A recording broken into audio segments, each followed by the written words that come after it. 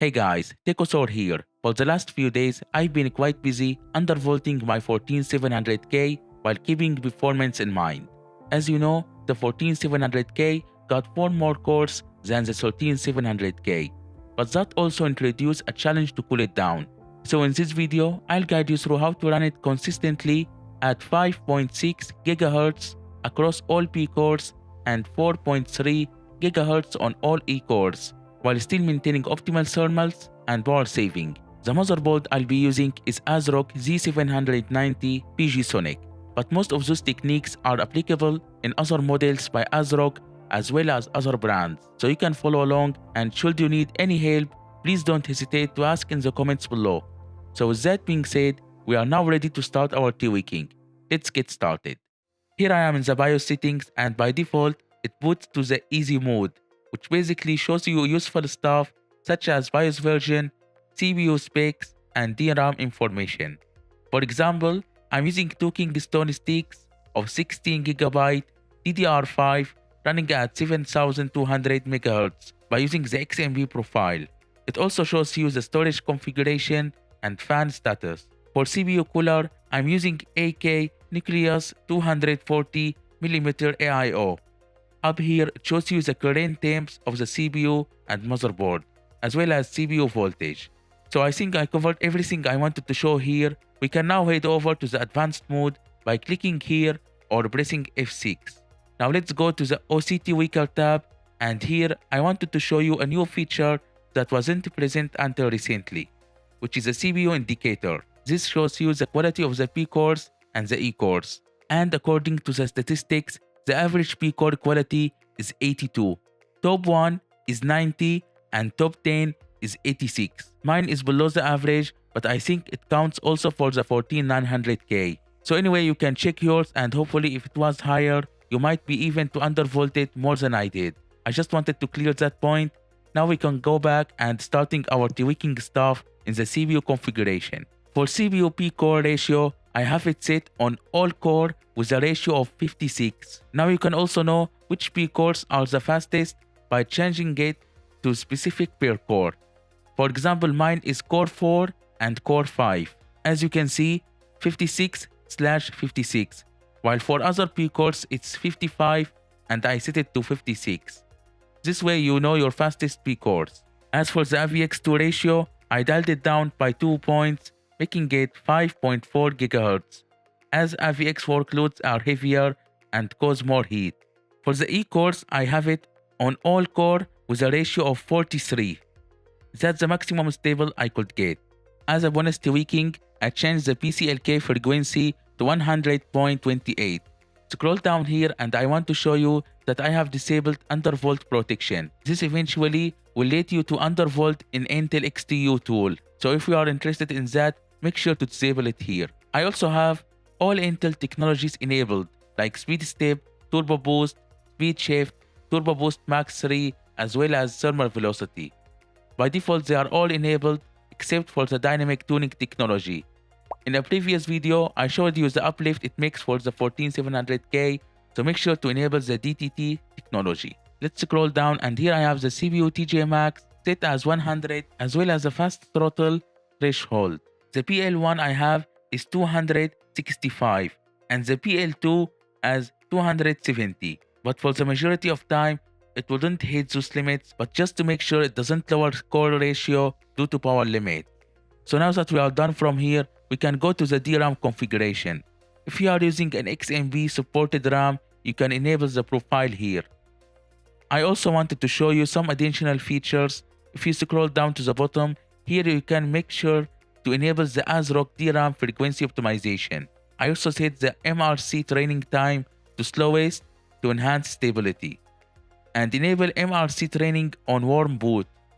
This will ensure good memory training at all time. Now exit that menu and we'll head now to the voltages area. For the CPU core cache voltage, I have it set on auto and the load line calibration to level 3 in order to have a balance between V-drop and thermal. In addition to that, I want to show you that I have the IA AC load line and the IA DC load line both set to auto. For me, they came in this way. Just wanted to point that out in case you have them modified in a different way. For my tweaking, I want to change them from auto. Now exit that menu and go to the FIVR Configuration, which basically how we'll do the undervolting. Select the VF offset mode from legacy to selection, and here you can see different ratio points making a curve. It's not impossible to tune it. With some trial and error, you will get it right, because I'm not quite certain if my curve points will work for everyone, but anyway you can give it a try and see for yourself. I have it set as the following: ratio 8 negative 500, ratio 14 negative 400, ratio 24 negative 300, ratio 34 negative 200, ratio 43 negative 185, ratio 51 negative 175, ratio 53 negative 165, ratio 55 negative 155, ratio 56 negative 150. So the higher the ratio, the less negative offset we apply. For me, this technique is way more efficient than using the global voltage, as in that one you can't go below negative 100, and in this way we can reduce thermals in a very good way, as you will see later on. You can also use the retrieve vid as a reference to get an idea. It's quite handy, but as they write here, it's not very accurate, so make sure to not rely so much on it. So with the CPU undervolting done, for the rest of voltages, here I have them all on auto. Other settings I would like to show you are found in the advanced tab. So go there, starting with CPU configuration. Here I enabled all the C states to save more power when system is idle and also to lower thermals. I also have the enter virtualization technology to off. Now go back and go to cheapest configuration. Here I have the VTD to disabled, which is linked to enter virtualization. Also make sure you have above 4G decoding and to enable clever access memory to enable a resizable bar. We'll skip the tools tab and head straightly to the hardware monitor, where you can change the fan mode, setting it from standard to performance depending on your need. Now we can head over to the boot tab, and here I have fast boot set to ultra fast. A nice feature I like is the boot failure guard count. Basically, if the system fails to boot, it will revert back to previous settings after a number of attempts. I've set mine to 2. Another thing I wanted to point, if it was stable enough, you can save your profile in the OCCT Wicker down here. So I think we are good to go. We can now head over to the array of stability tests and benchmarks I've prepared, so you can get an idea of the result. See you there. First we'll start with Cinebench multi-core and single-core test.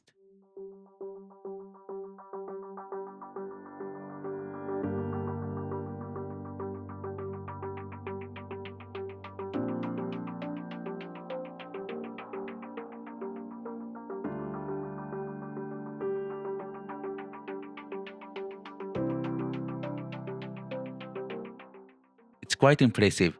We managed to achieve a score of 37,000 in multi-core and 2,212 in single-core. However, it's early to call it a stable system without doing an OCCT test, and we're going to test it with the 3 different workloads, which are SSE, AVX2, and AVX 512.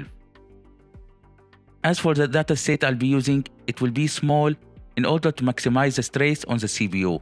And also for the mode, I'll choose the extreme one, also to maximize the stress on cooler and the CPU. So let's begin.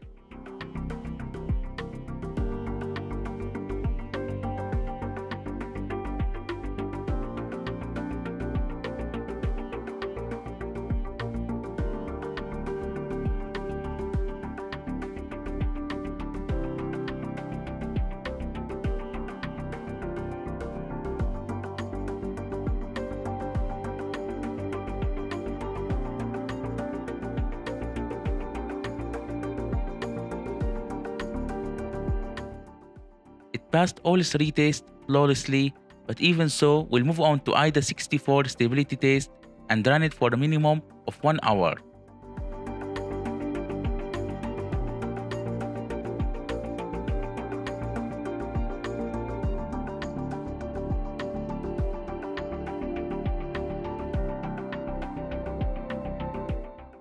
Here it also manages the test without any issues as well. And now, for our final test, we'll use Y-Cruncher Component Stress Tester. Let's go.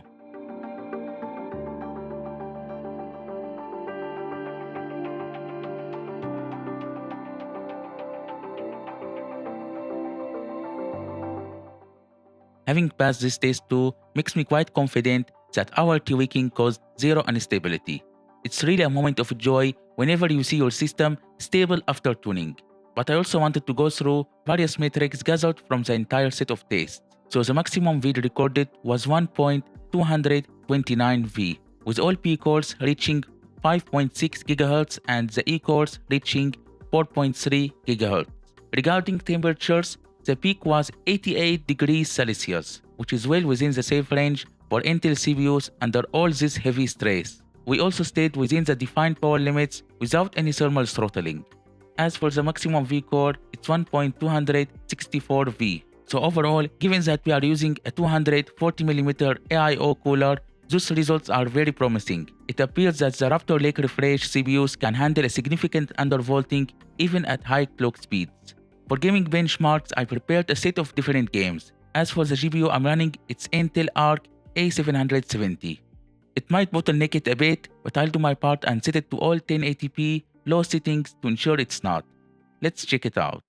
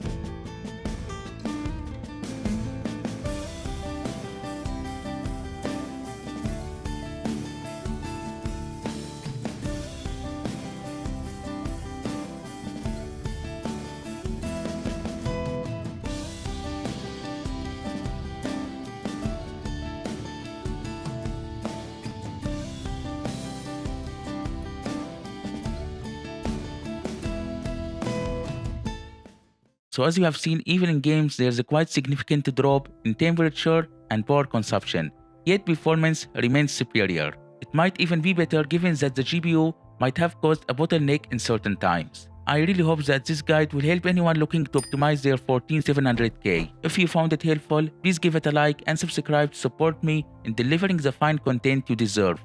Thank you for watching and see you in the next one.